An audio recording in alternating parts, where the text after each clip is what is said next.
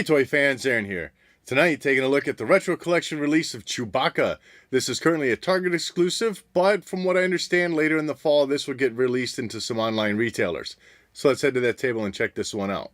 Taking a look at the card first, and this is, as the other figures with the Retro Collection line, done with those white worn edges around the card. The image in the background of Chewbacca looks pretty good, as you saw it also on that original vintage card. Towards the bottom, though, you get that large Retro Collection sticker being placed on there. And, of course, through the blister, you see the figure with the included accessory. On the back side, nothing different here from the rest of the Retro Collection either. The top half talks about this line being inspired by the 1970s figures. And then you got the sketch artwork of the 6 figures that are available separately or individually carded. Tarkin not included here, I guess, since he's included in the board game. And then just below that, you got the names of each figure laid out in that reddish box. Bottom half of the card is your legal information. Taking a look at the figure out of the packaging, and it sure is a sharp-looking figure. I mean, even for its time, certainly you look at it, and I think immediately anyone would think of Chewbacca. As is the case with all the other figures except for Darth Vader, I don't have the original figure to compare this with, so I had to do some looking online. Now, this figure does come in shorter than the original. Since I can't measure that original, I will just tell you that this figure is 4 1/16 of an inch tall. And also, he's a deeper brown color than the 4-pack that was reissued in, was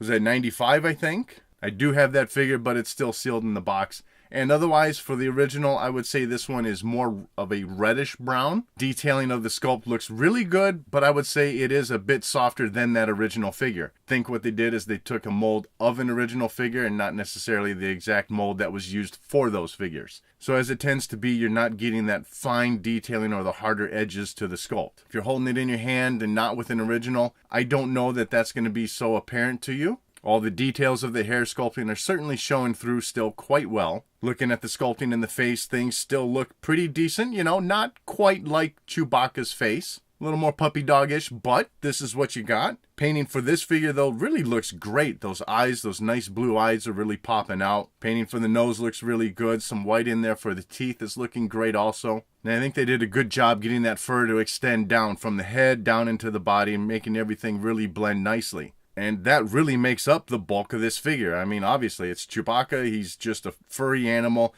So that's essentially all you're getting. But within that sculpt through the arms, you still have a nice small amount of muscle definition in there. As you see, his arms do have a slight bend to it. So he's not standing full straight at attention or anything. Through the chest, obviously, he's got his bandolier on there. Aside from the white being painted for each of those little, I think, ammunition shell slots or something. No other coloring that separates this bandolier out from his fur. That was the same with the original, so nothing being changed here. Through the back of the figure, essentially, just like the front, things are still looking good, and you still have that same white painting on his bandolier being found here. At the bottom of that bandolier off his right thigh, you do have his pouch sculpted on there, and separately painted. You got some nice fur painted over that pouch. Does help to give the figure a little bit of definition. Otherwise, through the legs, once again, still some muscle definition being sculpted in there. Fur sculpting is looking pretty good. On the back of his right thigh is going to be something that helps identify this from not being a vintage figure. And that's going to be your date stamp information printed on there. And then for his feet, things aren't looking too bad here. His right foot, though, or screen left as you look at it, doesn't seem to have the toe definition that I'm seeing on his left foot or the screen right foot.